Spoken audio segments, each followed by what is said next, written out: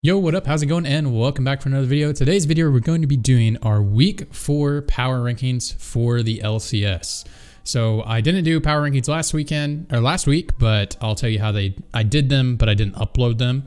So I'll compare them and let you guys know how the power rankings have changed from last week to this week while we're going through the video. And we're going to start doing these every Wednesday or Wednesday night for the future. So let's just jump right into it. Okay, so we're going to start from the top. I think it's going to be no surprise to anyone who's going to be the team that I power rank the first. And so if you're not familiar with power rankings, if you don't watch like traditional sports and you're new to esports or anything like that, power rankings means the strength of a team has nothing to do with their record. It's actually like analyzing the games, their wins and losses. Obviously wins and losses are important, but it's really actually quality of play and how you think they will be going into the next week. So this is the strength of each team, I think, going into week 4, and I'll give my reasons why. So I think Cloud9's pretty obvious, right? Having some really solid gameplay. They're looking like a playoff-ready team, and they were looking like a playoff-ready team like week 1 and week 2, which is pretty insane. So I think this weekend's going to be a really true test to solidify them as the best team in the league, because I don't think they've been tested yet at all. I think all of the teams have been really awful, like really awful, except for Cloud9. So that's what makes Cloud9 look so crazy good, right? Especially for a spring team. But I think they'll actually be tested this weekend, or it'll confirm a couple things. But before we talk about that matchup with TSM, let's just talk about a couple things, the reason why they're so good. So they have strong lanes. Every single lane is strong. Their drafts are really solid. Not a lot of troll stuff coming out. The calling card of Cloud9 has always been their great objective setup. It's hard to really see it with this new team, because if you're in an advantageous position, it should be easy for any good team to set up objectives correctly. I say that should be easy, and it is for all the good teams, and their advantageous objective setup has been very good, but they have never really been behind, and that's always been like the calling card of Cloud9 is they have really good comebacks from being behind because of their objective setup around dragons is so good. I mean, everybody can remember Licorice jumping over the wall with Aatrox with some really nice flanks, stuff like that. They're always looking for those creative dragon setups, and I'm really ready to see that, and I'm just going to give it to them as a positive for their team. They close out games really cleanly. Usually, I think there's a couple games where they may have stumbled a little bit in the mid to late game, but most of the closeouts have been really, really clean. They've just been steamrolling people, kind of speedrunning the LCS right now. And yeah, they just look like a playoff-ready team. I don't have any negatives for them right now. They seem to have a solid way they want to play the game. They're still kind of playing how they were last year with mid jungle, playing around mid jungle and all that good stuff. And then it just seems like they have better lanes this year. Licorice seems to be really on top of his game. Last year he was kind of struggling with some injuries and stuff like that. So Licorice seems to be really solid. So it just seems like a better Cloud9 from last year. They're playing the same style they played with Svenskeren, and Blabber is no slouch himself. So it's been really nice. Okay, we're going to go down to our second team. I don't think this one is going to be a surprise. I think after we get past the second team, Maybe I'll start ruffling some feathers. It's not my intention to ruffle any feathers, by the way. It's just I'm giving my honest opinion, honest feedback. But yeah. So the second rank is going to be TSM. And before I really dive into TSM, let's talk about. I kind of briefly touched on the Cloud9 versus TSM match and why it's actually important. Is if you watch Cloud9's games right now, they're rolling over people 99% of the time.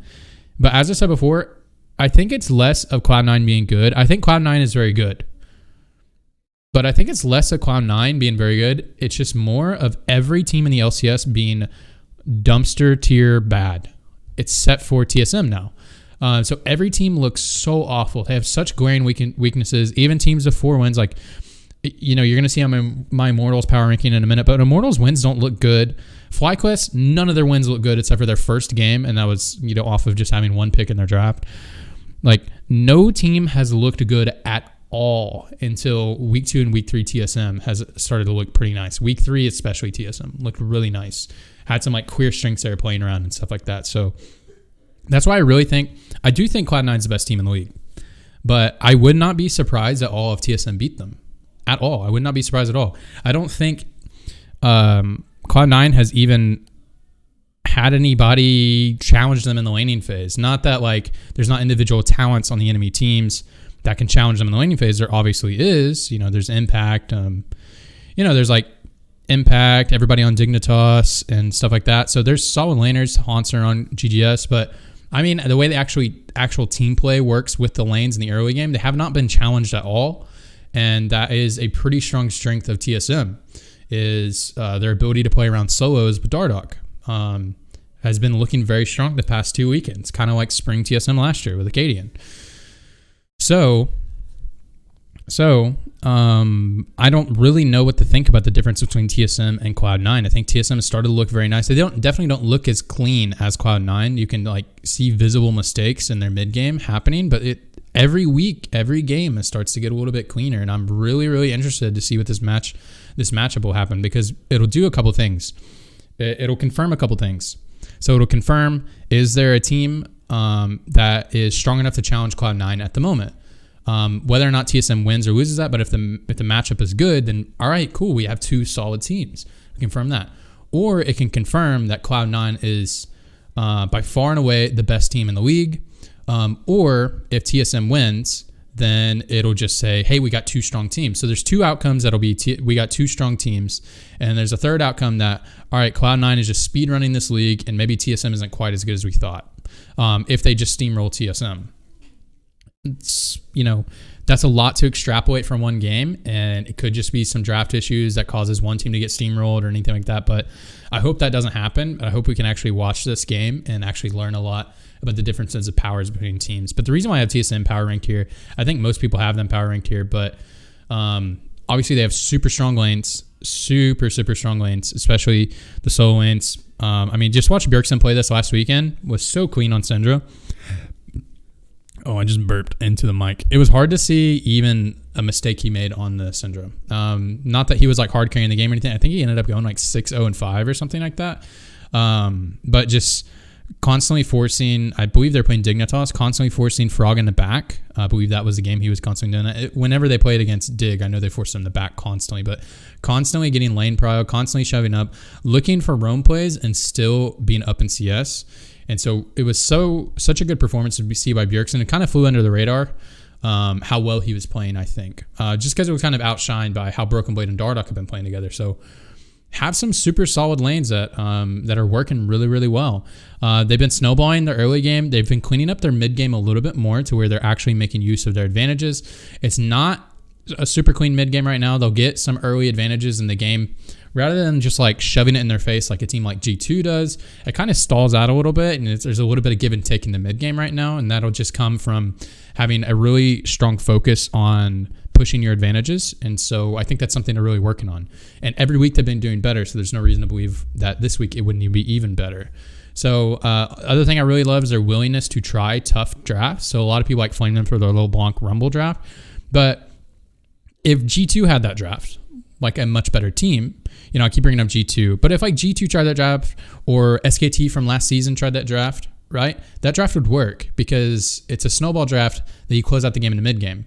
It's a really hard draft to run early spring on a new team. It's very hard to do that, but you like to see that because that's one of the strengths of TSM. They have really strong solos. They have a strong aggressive jungler. So why wouldn't you want to run mid game comps? But early on in spring, it's just hard to get some wins that way, especially if you're not getting practice, and Kabe got in late and stuff like that. So I love their willingness to try tougher drafts, and also the better thing about it is they're flexible drafts, willing to flex set Kiana. I know a lot of people, I mean, the Kiana looks so clean on Broken Blade, but if you watch LS or anything like that, he's like, oh, it was a terrible pick right here. But the whole idea, and I can agree with him in some points, but the whole idea is that they're making everyone fear drafting against them. Kind of like how everybody was scared about drafting against Dig halfway through the season in summer.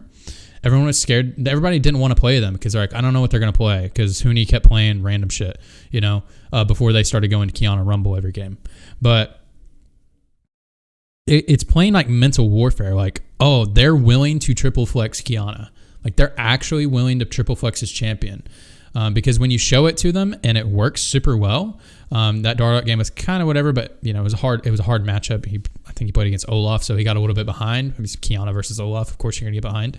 But if you're willing to play Kiana into Aatrox, like, that makes it so much tougher to draft against TSM. So they're playing like a mental warfare against the league, and I'm so happy to see it right now. So those are some big positives. Negatives are sometimes they pick tough drafts, so they might drop some games by picking those tough drafts. But as I said before, the willingness to pick them, it'll eventually pay off later down the line, I believe. But that is a negative right now if you just watch their team performance. They have somewhat lack of a team identity, but they are getting there. They're really close to it. So their team identity is developing into more of a solo lane focused team, into kind of a weak side bottom lane, but they have options to play through it. So the thing, I'm going to mention team identity a lot because I think it's really important, especially for teams that are still trying to learn how to win. It's really important to develop a team identity so you can have like a go-to strategy to pick up wins, right? You can pick up wins with this strategy. And it doesn't have to be a super defined strategy. Just be, we have strong solos and we have an aggressive jungler. That can be your game plan. But then you start out with that, and then you start to develop other strategies, and having these like double down strategies that you can go to whenever you match up a team that is similar skill to you and they don't have one of these, but you do, it's much easier to develop a game plan against them because you're like, all right, we're going to try our super strong strategy that is good in the meta. And if they can't beat it, we do it every game and we beat them every time. We play strong solos, we invade you with our jungler, do all this good stuff.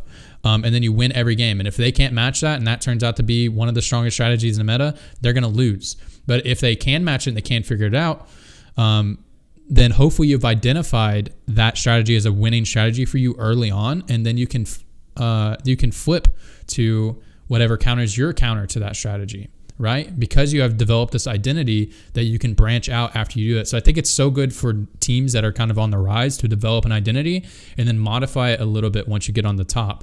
You can win through that identity, but also if they start to counter it, let's say in a best of 5, then you know the counter to that counter because you are so invested in an identity and can alternate to another. So that's, I think team identity is definitely important for teams on the rise. And then when teams get to the top, just playing the meta is really strong once you're on the top, playing the meta. And then if you need the default, you can default to your identity to win the games or the counter to that identity. So that's why I think they're really strong. Cool. The other thing is, they're trying to clean up their mid game. That's another one negative right there, but they're developing their identity right now. It's still in the development stage, but I think it's starting to really come together. But that was a negative I had for them last week, actually. And last week I had TSM power ranked at 4th, and now they're power ranked at 2nd. So let's go. Okay. Power ranking at number 3. I think I'm going to catch some flack for this, but I'm going to put Team Liquid. Wow, Team Liquid's going up 3. Okay, all right. Hold your fingers. Don't start typing yet. Let's explain this. Let's explain why we're here. I'm going to explain that before I dive deep into it. Let's just talk for a second. Look at all these teams down here. Not a single one of these teams has impressed me enough to be a strong team. Not a single one of these. None of them. There are some good things about each and every one of these. Not talking about CLG. Each and every one of these teams, except for CLG, there are good things to talk about. But none of them even look like a playoff team. Like what you would expect from a playoff team. Not saying they won't make playoffs. Obviously, 6 teams make playoffs. But none of them even look like a team that can make the playoffs. Team Liquid does not either. Let me be very clear. But when you have a situation like that, if I'm going to give the benefit of the doubt to anybody, it's going to be Team Liquid. If anybody deserves the benefit of the doubt, it's going to be Team Liquid. And they're getting Broxa back this weekend. Broxa's not going to be able to practice a lot, so he's going to be injected back in the team. And a lot of people, Surenfire wasn't the problem. Okay, sure, Surenfire was definitely part of the problem, but it's not the whole problem that's going on with the team.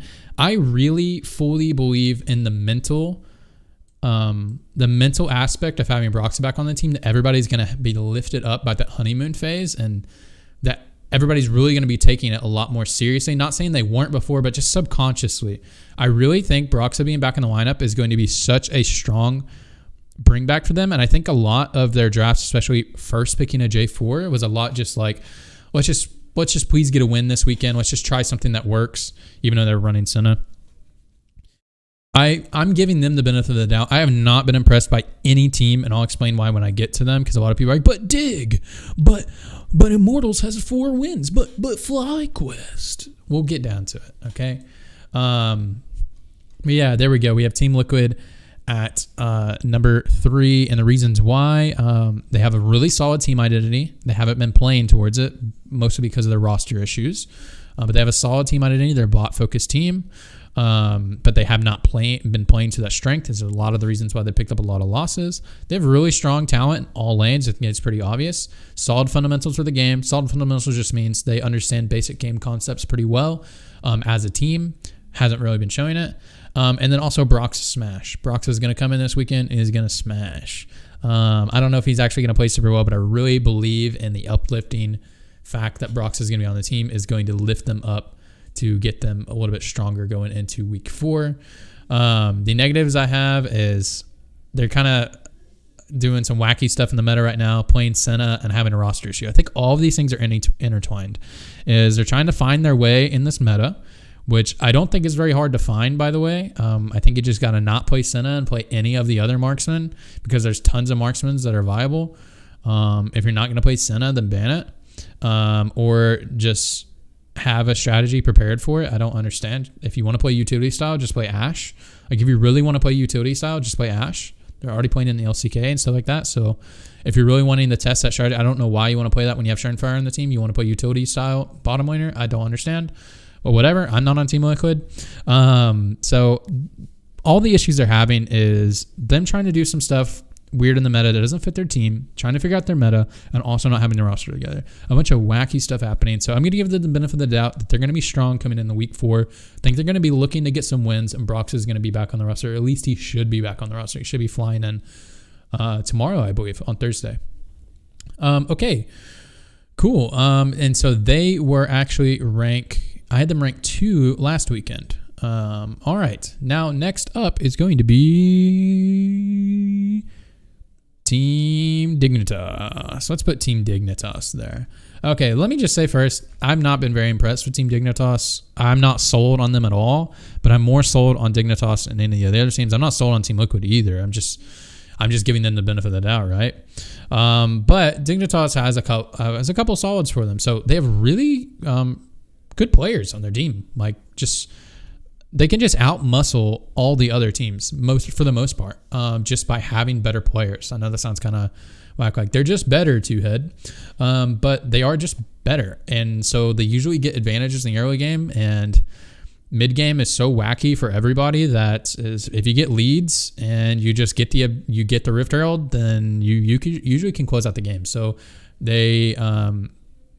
when they get advantages, they're playing well and closing out the games. When they don't get advantages, the game turns into a clown fiesta, and they lose half of those. So, not really seeing much good out of other than just. They're playing well, other than just having more talented players in the enemy team. Everybody who's 3rd or below, they're still trying to just figure out how they want to play the game, and I think Dignitas is still figuring out how they want to play the game. But they have really strong talent, and if they get ahead. They close it out usually. They grab the Rift Heralds and they close out the game pretty early on. They get big advantages, and you just control Baron, you in the game. Just standard how people win games. They can do that if they get ahead. So that's a really good positive for them. Some negatives for them does seem to have some miscommunication on especially how they want to play the game and some calls. I watched that whenever I was hot on Dignitas. I watched that Dignitas FlyQuest game where they just completely fumbled that Rift Herald play, and I think a lot of people have brought that up. What was more for me is when I was watching it live, I was like, oh, okay, Aphelios has teleport. Both of the supports have shown on top side. Okay, so it's Aphelios versus Senna. Senna doesn't have teleport. Aphelios can push the lane in her face, and Senna can't do anything about it. If she tries to match, you literally kill her 1v1. Okay, cool. Johnson's just going to stay in lane, shove the lane, make sure Senna can't leave, and then when the fight starts, he's going to TP to the fight. Sure, Senna's going to get an ultimate off, but he's going to be in the fight. But what ended up happening, he's backed for an item, allowed Senna to push the wave, and then Senna just walked straight to the Rift Herald, while Johnson walked to the bottom lane. Senna was able to get her ult off from the middle of the blue jungle. She got her ult off onto the whole team, got the big shield, and then Aphelios ulted behind his team, and then Senna walked up and was in the fight before the TP marksman got into the fight later than the marksman who can't shove the lane and took heal. That was just mind-blowingly awful to me, and I don't think that's necessarily just Johnson's fault, but there were so many different ways to play it. I realized he wanted it back for like a BF sword or something like that. But the difference between Senna being in the fight and your BF sword and you being in the fight, Senna's not in the fight and you're in the fight. Or you can both be in the fight, but you have a BF sword and she also got a recall. So I don't know. It was just so awful. And that was so obvious, like team communication issues, like how that wasn't set up correctly. So I have objective set up on their thing, because that was just it's just blinding me how bad that play was, and that's what lost them the entire game. Without advantages, hard to see their win condition right now, just because I think they're just trying to figure out how they want to win. So unless they're just ahead, it's kind of hard for me to see how they win the game right now. Hasn't been really shown clear to me. So when I get I think having a clear win condition is important, like internally for a team to set up. Okay, and next we are going to have, who do we have? Oh yeah, we got the 100 Thieves coming in at number 5. Nice. I think maybe this is surprising to somebody, but 100 Thieves has been looking pretty solid. So one of their biggest strengths as a team is they really play well with their jungler.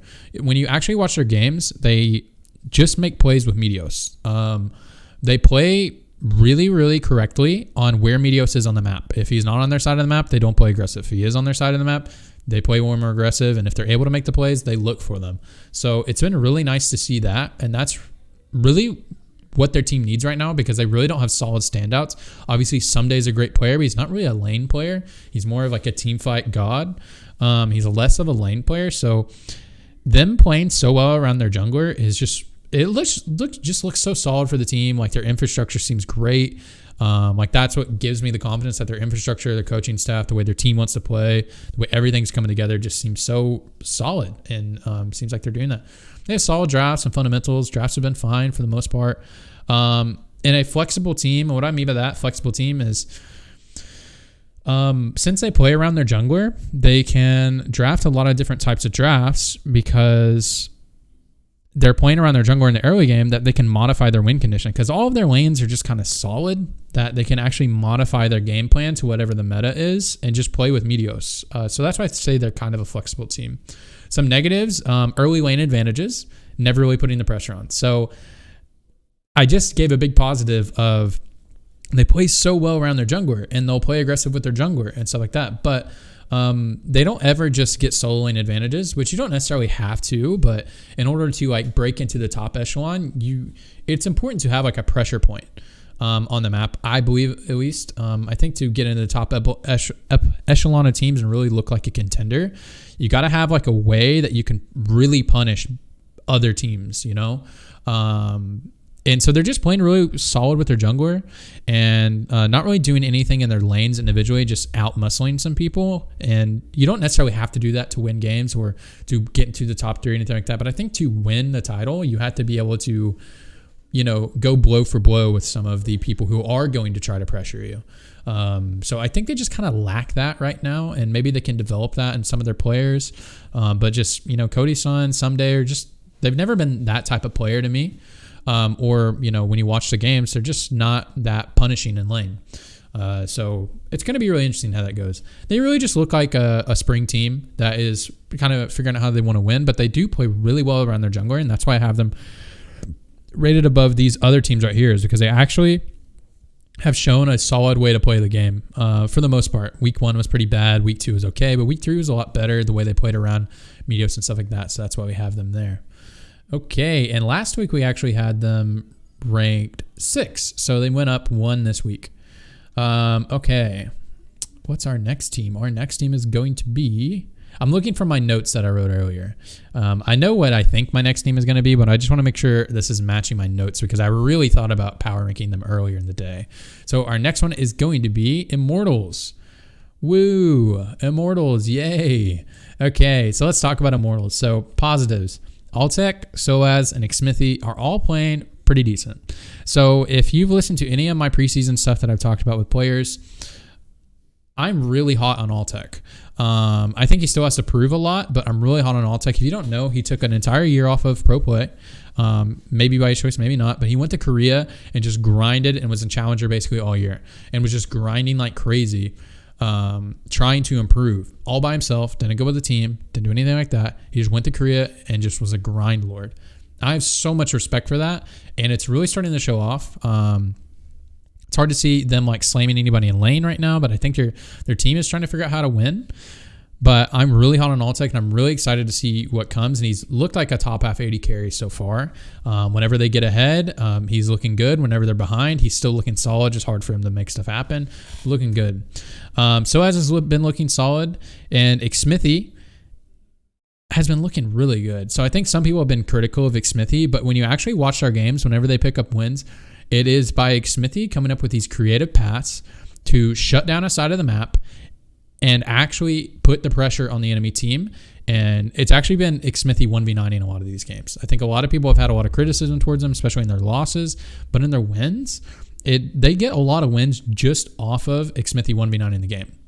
And that's just really impressive to me. So he ends up 1v9 in the game by getting like super ahead. You take that lead and get Rift Herald. You combo with your bottom lane to get that, and then you get your bottom lane ahead. And then Altec, if you give him gold, he's going to carry your game. So they've been winning a lot of games just by that. And maybe that's like, I think it's really solid by Xmithy, but maybe that's like a team decision as well, as we're just going to play really well with our junglers, shut down a side of the map. But a lot of their wins have been looking like that, and that's why I'm a little bit hot on Xmithy right now, and Altec as well. That backdoor they had to do against CLG obviously did not look good, having to get to that point in the game. But I think Xmithy, when they get their wins, it's just by him like coming up with some really nice pathing and 1v9 in the game. Some negatives for them: no quick pressure point. It's really hard to identify like where they're going to slam people, other than by Xmithy just shutting down a side of the map by just pathing super well, or re-ganking a flashless lane, doing some unpredictable things. It's hard to see how they actually pressure in the early game, other than by Xmithy just playing super well. Mid is a black hole. Ica could play perfectly for the next 4 games, and then maybe I'd be convinced. But I am not sold on Ica. I think he's bottom 3 of the league for sure. Maybe I am not convinced on this at all, and it's going to take an entire season of him playing well for it to convince me that this was a good pickup. I'm just being completely honest here. But it's looking like a liability right now, and you're not going to convince me until later. So that's what it is. Hard to see a win condition outside of just Altec going late game, which is like standard job of an AD carry. If you're a solid AD carry, you should just be able to win late game, or Xmithy just 1v9 in the game. So I think a lot of their wins has been against weak teams, or, you know, the game 1 against TSM. Obviously, when TSM looked really awful, they had that draft that was hard to execute. So hard to see a win condition for them other than Xmithy 1v9ing, or just getting, or the enemy team ending to you right now. So yeah. So as I said, all these teams aren't going to have much positives, but Immortals have some things they can play with. So I'm really happy that they got 4 wins, and I think it's a lot due to how Xmithy has been playing. Okay, we're going to burn through these bottom ones because we're spending a lot of time. All right, number 7 is going to be... Oh, and last week Immortals was... I had them 9th, and now they're 6th. So let's go, Immortals. Okay, number 7, we have Golden Guardians. And last week we had them ranked number 8th. Now they are 7th. So let's go, Golden Guardians. You moving on up in the world. Okay, Golden Guardians. So positives for them is they have a really solid top side with Closer, Golden Glue, and Haunter. Golden Glue has actually been getting ahead in most lanes, and we're going to talk more about that in a minute. So maybe be like Golden Glue, strong top side. He's actually been getting solo advantages a lot of the games, like in CS and in lane pressure, overall lane pressure.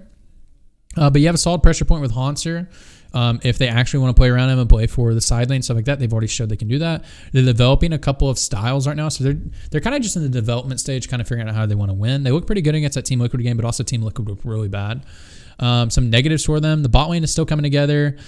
Keith had some really bad solo deaths on the Tom Kench game, but I think a lot of that is part of lack team coordination and them kind of trying to figure out how they want to win the game, how they want to make calls, all the good stuff. So I think that's more of a team issue and somewhat of a Keith issue, but bot lane is still kind of coming together. They seem like they have a really solid top side, and they're still trying to figure. It seems like they don't really know how they really want to win the game. They're trying to figure out a couple things. So it's still just coming together. They look like an early spring team that has some strong points, but some really unproven parts of the map that I'm not sold on. I'm really not sold on the bot lane yet. So those are really the negatives for them. We're not going to talk too long about them, but Golden Guardians just looking like an early season team, possibly a playoff team, is what they're looking like later. Okay. I think a lot of people are wondering where FlyQuest is going. Me too. All right, and our number 8 team is going to be Evil Geniuses. Wow, Evil Geniuses. I think a lot of people were surprised I didn't put FlyQuest somewhere higher up in here, but we'll talk about FlyQuest in a minute. Just pay on Evil Geniuses. Last week I had EG at 7. This week they are at 8. We're going to just briefly touch on them. Touch on this team. I think Sven is actually playing really well. I think a lot of people have been critical of him, but they're really just playing some weird stuff. And I think Sven has had some really creative pathing and actually playing the map almost the best that he can in a lot of games. It's just their drafts have been very different each game, and it's hard to see how they win the game. I really thought, and it kind of goes with their negative in just a minute, they have a really serious team identity issue of how do they win the game. Because Bang is a weak side AD carry player. He's more of a teamfight AD carry player, not known for his powerful laning. But I'll talk about that in a minute. Not really known for his powerful laning. You have Zazel, non-laning support. You have Kumo, who has really looked like a liability. You know, you might say, oh, he had the Aatrox game where he's really ahead. Yeah, that's because Sven camped his lane to try to kill Hanser over and over and over again, and then Hanser ended up splitting out the game and winning anyways. But like Kumo got super far in that game but that was a byproduct of the way Sven was playing. I keep wanting to say Sven. The way Sven was playing. I think they're having a serious identity issue. And then they have Jizuke, who's like a guy who's been known for playing picks like Echo, playing other assassins like LeBlanc, playing side laners, playing melee champs, and then they have him just on some random champions all the time. And then when they do play him on a melee type champion, they don't play to that lane. So I think they're having some serious identity issues. But I think the meta is actually favoring them right now, and I think they're actually figuring it out. So if you look at one of their wins they had this weekend, they actually put Jizuka on Malzahar, which is what I didn't identify for how they win the game. I always thought this team would be like a weaker Cloud9 from last year. You know, you play basically weak side in both side lanes. You put Aatrox in the top lane. Obviously, Licorice is way better at Aatrox than Kumo, but you just put like Aatrox in the top lane. You have the weak side bottom lane, and then you just pound mid jungle duo, right? And then you take that advantage to bottom lane, and then you just win through side lanes, which is what they did a lot with Niski, like on Aurelia and stuff like that. So I thought that was going to be a lot of the ways they play this year, but turns out they're not doing that. I really think they can play that way. I think that's a strong way to play the game. But if you watch their game, watch one of their games that they won. I forget who they're playing, but they had Malzahar mid, and they just continued to dive, and they had Zyric on bottom, and I believe J4, Sven was on J4. They just continued to dive bottom and just repeat gank. And then they took that power up to the Rift Herald, and they just snowballed Bang. And what's really good about snowballing Bang right now, and the reason why it's actually a good way to play the game, you wouldn't think of Bang someone you invest early resources into, even though he's playing AD carry, because he's more of a teamfight AD carry, is that teamfights happen so much earlier in the game now. You actually teamfight at 8 minutes for Rift Herald. So I think this is actually a really good meta for them to just play like dive bottom, play like a Fnatic style, you know? Just dive bottom, get Bang ahead, you go to team fights, and Bang's going to win you the team fight because, I mean, that's all the way from his SKT days. That's what he's known for.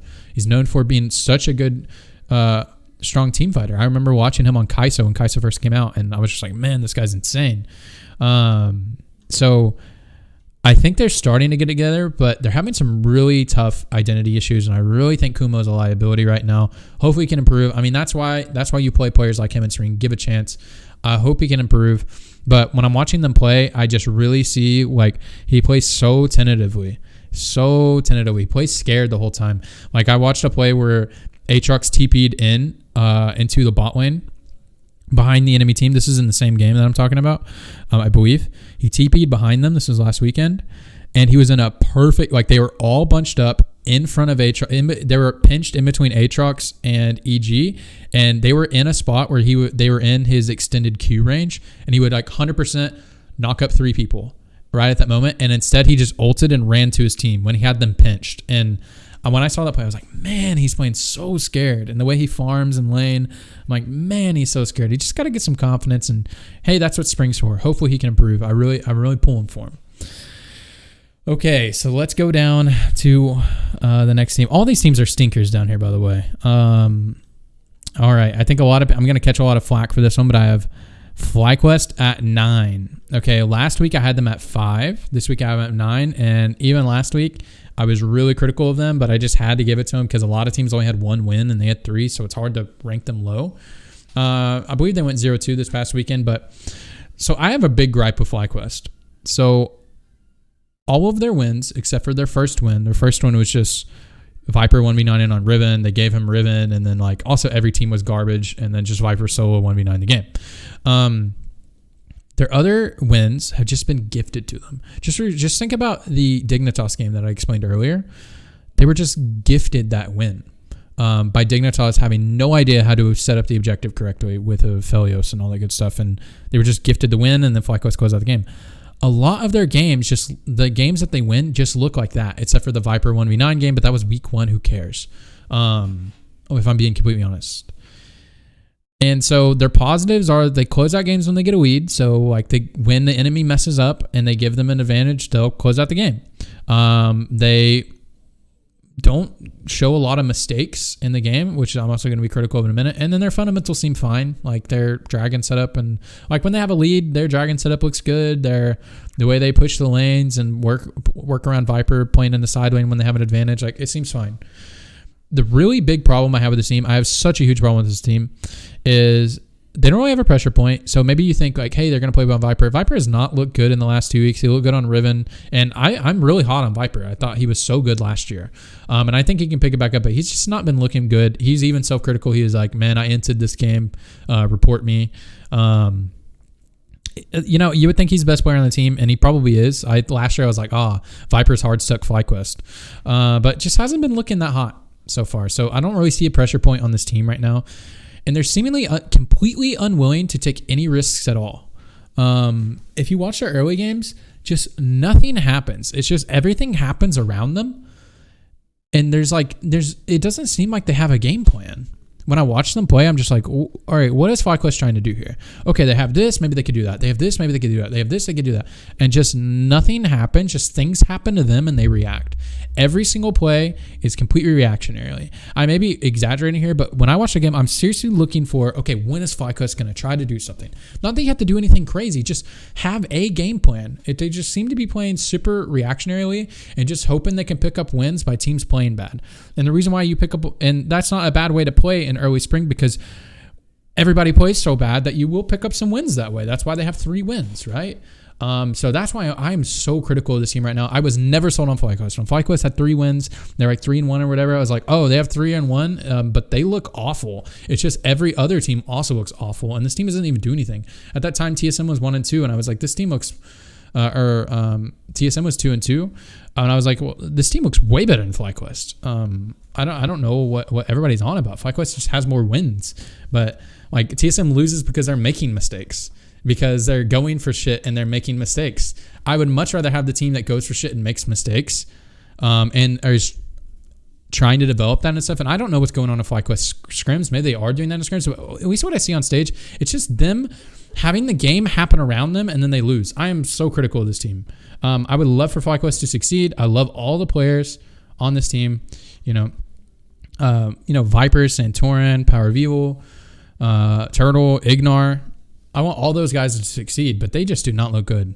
Okay, CLG, we're not going to spend a lot on this topic, but just burn it down to the ground, man. Just burn it down. Burn it down. Burn it down. Burn it down. That's all I have for CLG. I could sit here and talk about the litany of issues this team is having. Just burn it down. No, I mean, I'm being honest. I don't know, man. Dude, I'm just going to be... Dude, Ruin, it looks so awful. I was never sold on him last year. I thought he was okay last year. I don't know how he got third team. He just got third team because his team was winning. Ruin looks so awful. He's like straight inting some games, like just solo dying, like in completely obvious situations you should not die in. Just totally looks like he's inting. So bad. So bad. So bad, man. So bad. Looking like 9th or 10th worst player in the league. Or worse at his position in the league. So bad, man. Wiggly has looked lost, or not. I mean, sometimes that can be a confounding factor of what your team's doing, but just like looking kind of lost. Solo lost like the first 2 games. just not looking that good. I mean, I think they're going to bring it together a little bit more. It shouldn't be that bad. Crown has looked bad in most games, like especially that Rumble game. I thought he was okay on that Lucian game against 100 Thieves that he almost got solo killed, but I thought he played some of the team fights pretty decently. But Crown has just not looked very good either. I'm really hot on Crown too. I think he's an amazing player, but it just has not looked good. Stixay's been fine. I mean, what do you do when you're playing AD carry and your whole team is garbage? I mean, what do you do? So I have nothing to say about. It's hard to even rate him. Smoothie, I've never been sold on Smoothie. Never, ever been smoothing. If the opening topic when you're bringing up a player is, oh, they can shot call, then I say, oh, that's the first thing you say about this guy? He must be really bad. That's what I first think. Obviously, Smoothie is, like, in the past has been top half support, I guess. But it's not looking like when he was on when he joined TSM, I was like, yikes. I really like TSM as like I just like a lot of the players on TSM. I always have. When he joined the team, I was like, oh, yikes. Okay, I guess they're getting Smoothie. I was never sold on him on Cloud9. I thought it was a lot of the reasons why. Sneaky doesn't look good in lane. Same thing with Zeyzal. Leadership is a skill, a legitimate skill. Leadership and having a direction on a team is a legitimate skill. If someone brings up shot calling as someone's skill, if they're talking about that, I'm like, okay, but just say that to me because that makes sense. A lot of times when people use shot calling, it's because they just make a noise with their mouth in team fights and kind of like plan direction sometimes. But I don't know. I don't know. I don't have access to their comms or scrims or anything like that, but every team Smoothie has ever been on, like they bring that up, but then also like at the same time they're like, he likes to communicate, but sometimes it's a little much. He's a lot of a player reminds me. He's just saying squirrel, like squirrel. This is happening. This isn't happening. This is happening, and not really doesn't strike me really as like an actual leader. Obviously, I don't know the guy. I've never worked on the teams, but that is all the information I have heard. And then when anybody ever brings him up, they always just bring up, oh, but his shot calling. Okay, all right, let me see how he plays the game, man. Because if you think that a skill of just, if you really think in this day and age in League of Legends that there's one player on your team that is just completely cerebral, knows so much more than every other player on the team, if you really think that is the case, it's not. And if it is the case on the team, then that team is the worst team in the league. They're really awful. If you need one player to mind control the rest of your players because they don't know anything about the game, then that team is awful. That's not happening with CLG. I'm just saying CLG has a litany of issues that are not just down to Smoothie or lack of Smoothie or anything like that, but just that's just my rant about people saying shot calling. I always rant about shot calling. If you really think that in this day and age, every player on the team just has no idea what's going on and they need one player to mind control the rest of them, then that team is awful or that doesn't exist. Because I don't really think that exists. If that exists, then that team is dog shit. They're really bad if that's really the case. Okay, that was kind of a rant. Look, I don't, okay, that's not Smoothie's fault. Sorry. That seemed like really ranty and negative. I don't have any problem with Smoothie. I've never been sold on him. And if you just want to bring up, put the shot calling, I'm like, okay, cool. Okay. All right. Having a voice and being a leader is a very important skill to a team to have. I don't know if that's what he is.